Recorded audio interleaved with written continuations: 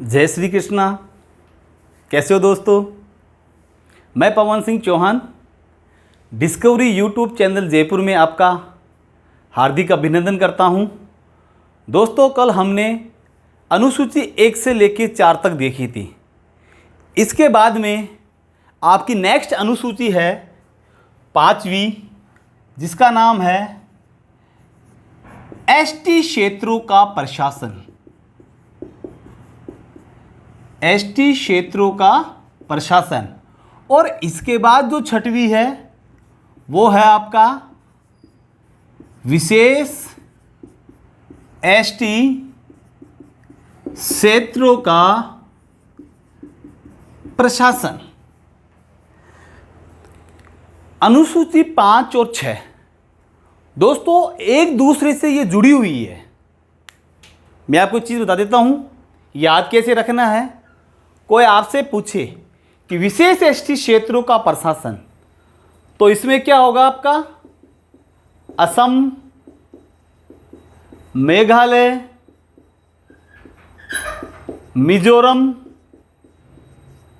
त्रिपुरा और दार्जिलिंग, इन क्षेत्रों को जो एसटी प्रशासन है उनके बारे में उल्लेख है।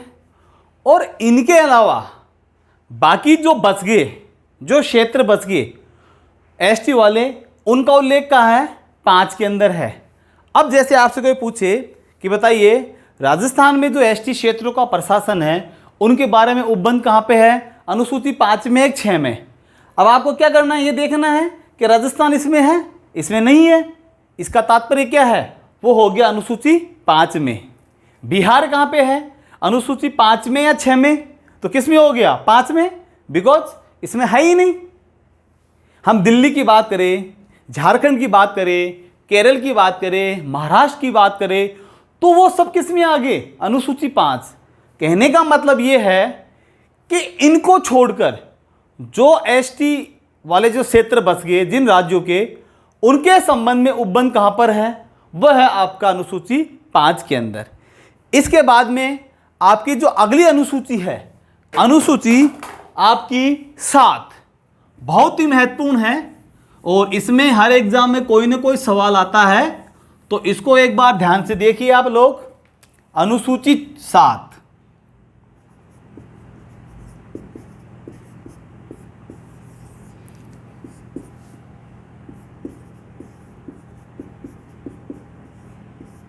विषयों का बंटवारा। विषयों का बंटवारा या विभाजन। आपको पता है कि अपने यहाँ पर भारत में संघात्मक शासन व्यवस्था है। यहाँ पे शक्तियाँ केंद्र और राज्य दोनों के मध्य बटी हुई है। कुछ विषय ऐसे हैं जिन पे कानून को बनाता आपका केंद्र, कुछ ऐसे विषय हैं जिन पे कानून को बनाता आपका राज्य, और कुछ कानून ऐसे हैं जिन पे संघ और राज्य दोनों बनाते हैं। तो आपकी ये जो विषय को जो विभाजन किया गया है, जो सूचियों का जिसमें बंटवारा किया गया है, वो दे रखा आपका अनुसूची 7 के अंदर।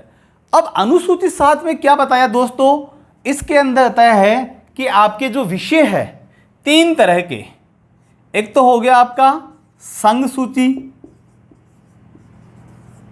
दूसरा हो गया आपका राज्य सूची,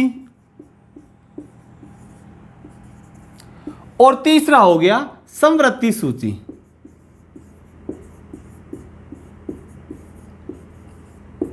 यह आपके 3 सूचियां हो गई। अब संघ सूची की हम बात करें तो संघ सूची में वर्तमान में आपके यहां पर विषय कितने हैं? इसमें विषय आपके 97। आपका जो आरपीएससी स्कूल लेक्चर 2015 में जो पेपर हुआ था उसमें एक सवाल आया था, और सवाल क्या था कि बताइए संघ सूची में वर्तमान में कितने विषय हैं? तो इसका आंसर क्या हो गया? 97।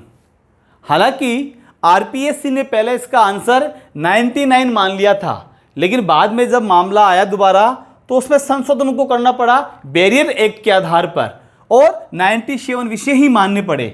तो हमें यहाँ पे एक विशेष जो ध्यान देना है इस पे ये है कि संघ सूची में आपको कहीं 100 मिलेंगे, कहीं 99 मिलेंगे, कहीं 98 मिलेंगे, लेकिन आपको राइट आंसर क्या मानना है, आपको मानना है 97। बेरेट एक्ट के आधार पे आपके जो इसमें विषय है वो कितने हैं संघ सूची में 97। इसके बाद में हम बात करें राज्य सूची में, तो इसमें कितने विषय है, इसमें है 66 और आपका जो समवर्ती सूची वाला है इसमें कितने हैं 47। कहने का मतलब संघ सूची में आपके 97 विषय हो गए, राज्य सूची में आपके 66 विषय हो गए और आपकी जो समवर्ती सूची है इसमें हो गए आपके 47। अब आगे देखिए, ये जो आपकी संघ सूची है बोला इस पे कानून कौन बनाएगा, इस पे कानून कौन बनाएगा, तो इसमें कानून बनाएगा आपका संघ सरकार। संघ सरकार बोल दो या केंद्र सरकार बोल दो, अर्थात संघ सरकार बनाएगी या केंद्र सरकार बनाएगी किन विषयों पे कानून, संघ सूची के विषयों पे। और ये कितने हैं, ये है आपके 97 विषय। इसके बाद में है राज्य सूची, तो राज्य सूची के विषयों पे कानून कौन बनाता है, इस पे बनाती है आपकी राज्य सरकार, इस पे राज्य सरकार कानून बनाती है। लेकिन दोस्तों मैं आपको एक बात बता दूं, कभी कभी हमेशा नहीं, कभी कभी ऐसी परिस्थितियां होती है कि जब राज्य सूची के जो विषय है इन पे कानून कौन बनता है, संघ अर्थात केंद्र सरकार बनाती है। अब वो ऐसी कौन सी परिस्थितियां हैं जिनमें राज्य सूची के विषयों पे केंद्र सरकार कानून बनाती है। तो जैसे मैं बात करूं आप लोगों को, तो सबसे पहले आपने पढ़ा होगा आर्टिकल 249 कि भाई राज्यसभा को एक शक्ति है, आपका जो संसद का जो उच्च सदन है राज्यसभा, इसको एक शक्ति प्राप्त है, क्या है कि वो राज्य सूची के किसी भी विषय को राष्ट्रीय महत्व का घोषित करके और क्या कर सकती है, उस पे कानून बनाने के लिए संघ को बोल सकती है। मतलब राज्यसभा को ये पावर है कि वो राज्य सूची के किसी भी विषय को केंद्र का महत्व का घोषित कर दे, तो ऐसी स्थिति में उस विषय पे कानून आपका राज्य न बना के कौन बनाएगा, आपका केंद्र बनाएगा। एक कंडीशन तो ये हो गई। दूसरी कंडीशन इसमें हो गई आपातकाल। जब किसी राज्य के अंदर संविधान तंत्र विफल हो जाए और वहाँ पर राष्ट्रपति शासन लागू हो जाए, तो वहाँ पर अब विधानसभा तो है ही नहीं वहाँ पर, तो वहाँ पे पूरा काम कौन संभाल रहा है, केंद्र अर्थात संसद। तो ऐसी स्थिति में संबंधित राज्य के लिए कानून कौन बनाएगा। अब भाई स्टेट गवर्नमेंट तो है ही नहीं ना, यहाँ पे तो क्या है आपातकाल लग गया, यहाँ पे तो विधानसभा भंग हो गई, है ही नहीं वो, या फिर निलंबित हो गई, जो भी कंडीशन हो, और वहाँ पे राष्ट्रपति शासन लग गया। तो ऐसी स्थिति में यहाँ पे राज्य सूची के जो विषय है इन पे कानून कौन बनाएगा, आपका केंद्र बनाएगा, संघ सरकार बनाएगी। दूसरी कंडीशन ये हो गई। तीसरी है जब राज्य सरकार स्वयं पहल करे। इसका तात्पर्य है कि एक या एक से अधिक राज्य केंद्र सरकार से रिक्वेस्ट करे कि है हमारा ये राज्य सूची का विषय है, आप इस पे कानून बना दो, तो ऐसे स्थिति में केंद्र सरकार उस पे कानून बना सकती है। अर्थात एक या एक से अधिक राज्य जब केंद्र सरकार से ये रिक्वेस्ट करे, आग्रह करे कि हमारे इस विषय पे आप कानून बना दो, तो ऐसी स्थिति में भी कानून कौन बनाएगा, आपका सेंट्रल गवर्नमेंट बनाएगी। लेकिन ध्यान रखना, ये जब राज्य सूची के विषय पे जब केंद्र ऐसी कंडीशन में कानून बनाएगा तो ये समस्त भारत के राज्यों पे लागू नहीं होगा। वो किन पे लागू होगा, जिन राज्यों ने केंद्र सरकार से ये मांग की है ये उन्हीं राज्यों पे लागू होगा, न कि भारत के संपूर्ण राज्यों पे। कहने का तात्पर्य यह है कि जिस राज्य ने राज्य सूची के विषय पर केंद्र सरकार से मदद मांगी है वो कानून केवल उसी राज्य में लागू होगा, न कि समस्त भारत के राज्यों में। तो एक कंडीशन आपकी ये हो गई। इसके अलावा एक हो गई कि आपकी संघ सरकार, संघ सरकार किसी विदेशी राज्य से कोई संधि या समझौता कर ले तो ऐसी स्थिति के अंदर भी क्या होता है कि राज्य सूची के विषय पे कानून को बनाता है आपका केंद्र सरकार बनाती है।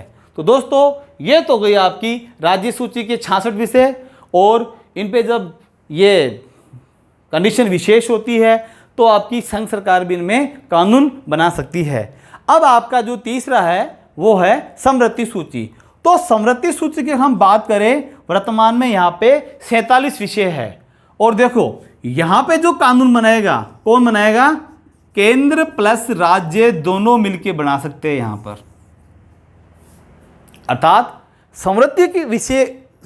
समवर्ती सूची की जो विषय है इन पे कानून बनाने का अधिकार संघ को भी दिया है और राज्य को भी दिया है। मतलब दोनों सरकार यहाँ पे क्या बना सकती है, कानून बना सकती है। आपकी संघ सरकार और राज्य सरकार दोनों यहाँ पे समवर्ती सूची के विषयों पे कानून बना सकती है। लेकिन जैसे मान लीजिए संघ ने भी समवर्ती पे कोई कानून बना दिया, संघ सरकार ने भी और राज्य सरकार ने, और दोनों में उसको लेके क्या हो गया, विवाद उत्पन्न हो गया, तो ध्यान रखना दोस्तों, ऐसी स्थिति में केवल केंद्र का कानून मान्य होगा, राज्य का कानून उस समय मान्य नहीं होगा। तो ये तो था आपका अनुसूची 7। इसके बाद में हम देखते हैं आपका अनुसूची 8। तो 8 में क्या है,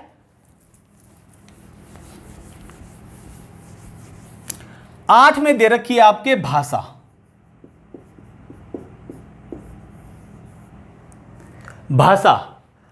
अब अगर हम भाषा की बात करें यहां पर, तो मैं आपको एक बताता हूं चीज कि एक तो आपका मूल संविधान जो आपका 1950 को लागू हुआ था, और आज बात करें हम वर्तमान 2020 की, तो इस आपकी जो 8वीं अनुसूची है इसके अंदर काफ़ी चेंजिंग आई है।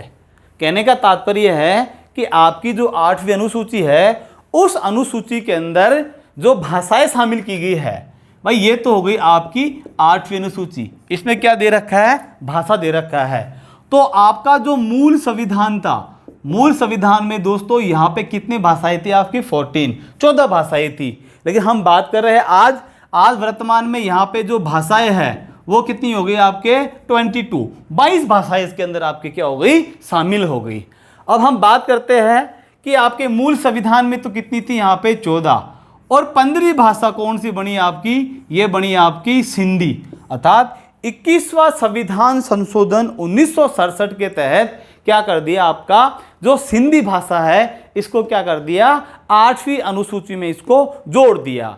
इसके बाद में 3 भाषाएं एक साथ आई आपकी, नेपाली, मणिपुरी और कोंकणी। तो अब कितनी हो गई यहां पर, ये 15, ये 16, ये 17 और 18, ये 18 भाषाएं हो गई। और हम बात कर रहे हैं 22 की, इसका मतलब अभी भी यहां पर क्या है, 4 भाषाएं कम है। तो आखिरी में इसकी जो आपकी 4 भाषाएं जोड़ी गई, सबसे पहले तो आपकी उसमें बोडो, डोगरी, मैथिली और संथाली, ये आपकी 4 भाषाएं फिर लास्ट में एक साथ जोड़ी गई। तो कुल मिला के वर्तमान के अंदर आपके जो भाषाएं हैं वो इसमें कितनी हो गई है, वो हो गई आपके 22। इसमें बहुत सिंपल सा सवाल आता है, पहला तो ये बन जाता है कि बताइए 8वीं अनुसूची में क्या है। तो 8वीं अनुसूची में क्या दे रखा है, भाषा दे रखी है। और मूल संविधान में कितनी भाषाएं थी, तो मूल संविधान की जब हम बात करते हैं यहाँ पर, तो इसमें आपके 14 भाषाएं थी। बाद में संस्कृत, नेपाली, मणिपुरी, कोंकणी, ये 3 भाषाएं और जोड़ी गई। इसके बाद में अंतिम रूप से आपके बोडो, डोगरी, मैथिली और संथाली, ये 4 और जोड़ दी। तो अब प्रेजेंट टाइम में कितनी हो गई यहाँ पर, वहाँ पे 14 थी, लेकिन अब कितनी हो गई यहाँ पर 22। तो इस प्रकार आपकी ये 8वीं अनुसूची कंप्लीट हुई।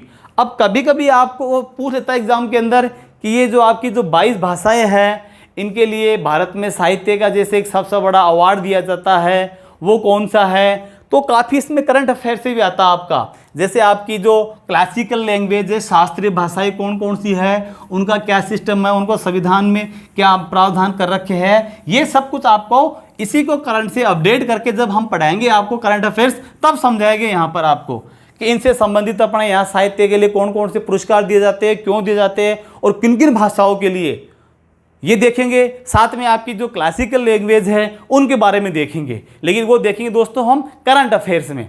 इसके बाद में आपकी अनुसूची 9, 9वीं अनुसूची बहुत ही महत्वपूर्ण है। पहली बात तो यही है कि आपका जो मूल संविधान था उसके अंदर ये नहीं थी, क्योंकि मूल संविधान में दोस्तों मैंने क्या बताया अभी, 8 भाषाएं थी, 8 भाषाएं थी और अनुसूचियां कितनी थी, 8 ही थी यहाँ पर। लेकिन ये जो 9वीं ये बाद में जोड़ी गई। और आपको पता है जब संविधान में कोई चीज़ जोड़ते हैं या हटाते हैं तो क्या करते हैं हम, संविधान संशोधन। तो 9वीं अनुसूची जब हमने संविधान में जोड़ी तो इसके लिए हमने क्या किया, संविधान संशोधन। और वो कौन सा हुआ, वो आपका प्रथम संविधान संशोधन 1951, अर्थात प्रथम संविधान संशोधन 1951 के तहत आपके यहाँ पर क्या जोड़ी गई, आपके 9वीं अनुसूची जोड़ी गई। और इसका नाम क्या है, इसका नाम है आपका भू सुधार, भू सुधार कानून। और एक विशेष बात यह है दोस्तों इसके बारे में कि इसके लिए आप न्यायालय में क्या नहीं कर सकते, याचिका नहीं लगा सकते, इसके लिए आप चुनौती नहीं दे सकते। मतलब 9वीं अनुसूची के अंदर जो विषय इसके अंदर शामिल है उनके लिए हम न्यायालय में याचिका नहीं लगा सकते। वो कैसे नहीं लगा सकते, आप देखिए वर्तमान में कम से कम इसमें 284 प्रकार के कानून शामिल है। किसमें, 9वीं अनुसूची में। तो इसमें क्या प्रावधान कर दिया, पहला प्रावधान तो ये कर दिया कि भाई जो विषय आपके 9वीं अनुसूची में डाले गए हैं उनके लिए न्यायालय में चुनौती नहीं दी जा सकती। और कम से कम आज हम बात करें 2020 तक तो इसमें 284 प्रकार के इसमें कानून शामिल है जिनके लिए हम न्यायालय में याचिका नहीं लगा सकते। लेकिन विशेष परिस्थितियों में जो विषय इसके 1973 1 अप्रैल 1973 के बाद में जो शामिल किए गए हैं उनके लिए हम क्या कर सकते हैं, न्यायालय में याचिका लगा सकते हैं, लेकिन वो भी विशेष परिस्थितियों में। तो दोस्तों ये हो गया आपका अनुसूची 9। इसके बाद में है आपका अनुसूची 10। अब 10 भी क्या है दोस्तों, आपके मूल संविधान में तो थी नहीं, इसको भी क्या है कि आपको बाद में इसको जोड़ा गया है। तो आपकी जो 10वीं जो अनुसूची है इसका नाम क्या है, दल बदल कानून, दल बदल कानून है ये। और दल बदल कानून है और ये जोड़ी गई आपकी कब, 52वां संविधान संशोधन 1985 के तहत। मतलब आपकी जो 10वीं अनुसूची है ये जोड़ी गई आपके 52वें संविधान संशोधन 1985 के तहत। अब दल बदल क्या होता है, किन किन चीज़ों को दल बदल नहीं माना जाएगा, इसका निर्धारण कौन करेगा, ये सब जब हम मंत्रिमंडल और मंत्रिपरिषद पढ़ेंगे, संघ सरकार का और केंद्र राज्य सरकार का, उस समय हम इसका गहराई से अध्ययन करेंगे कि दल बदल कौन है, कौन करता है, कैसे करता है। प्रेजेंट टाइम में हिंदुस्तान में कितनी अपने राष्ट्रीय राजनीतिक दल है, यहाँ पर कितने राज्य राजनीतिक दल है, उनको मान्यता कैसे मिलती है, उनके चुनाव कैसे होते हैं, ये सब हम वहाँ पे देखेंगे। इसके बाद में आपकी 11वीं अनुसूची, इसके अंदर है आपका पंचायती राज। पंचायती राज ये आपका महत्वपूर्ण है, इसको भी आपका कब जोड़ा गया था, बाद में जोड़ा गया था अनुसूची 11 को। और ये भी आपका एक बहुत प्यारा चैप्टर है और मोस्ट ऑफ एग्जाम में यहाँ से इसमें से सवाल निकल के आता है। तो जब हम आपको पढ़ाएंगे आपका जब भाग 9, उस समय इसके बारे में बताएंगे आपको पंचायती राज के बारे में कि भारत के अंदर पंचायती राज की क्या स्थिति है, भूतकाल में कैसे थी, इसका विकास कैसे हुआ और वर्तमान में जो इसका त्रिस्तरीय व्यवस्था है वो कैसे काम करती है, इसका हम कंप्लीट वहीं पे इसका अध्ययन करेंगे। और आपका ये कब जोड़ा गया, 73वां संविधान संशोधन 1992 के तहत इसको जोड़ा गया और इसमें 29 विषय इसमें शामिल है। और आपकी जो आखिरी है 12वीं, वो है आपकी शहरी स्थानीय स्वशासन व्यवस्था। और दोस्तों ये जोड़ेगी जस्ट इसके बाद में 74वां संविधान संशोधन 1993 के तहत। ये हो गई आपकी अनुसूचियां पूरी। दोस्तों मुझे आशा है कि आपने मेरा पहला वीडियो देखा होगा, और ये तो खैर आप देख ही रहे हो, और दोनों वीडियो आपको पसंद आए होंगे। और जहाँ तक संभावना है आपके मन में कोई, इतना बता दिया कि कोई सवाल तो रहा ही नहीं होगा, फिर भी यदि आपके मन में कोई सवाल है तो हमारे जो कोचिंग के जो व्हाट्सअप नंबर है, आप अपने सवाल वहाँ भेज सकते हो। बिल्कुल हम आपके जवाब देंगे, उनका आराम से बताएंगे, आपको सॉल्यूशन कराएंगे उनका। और हमसे जुड़े रहिए, और साथ साथ हमें लाइक कीजिए, सब्सक्राइब कीजिए। Thank you.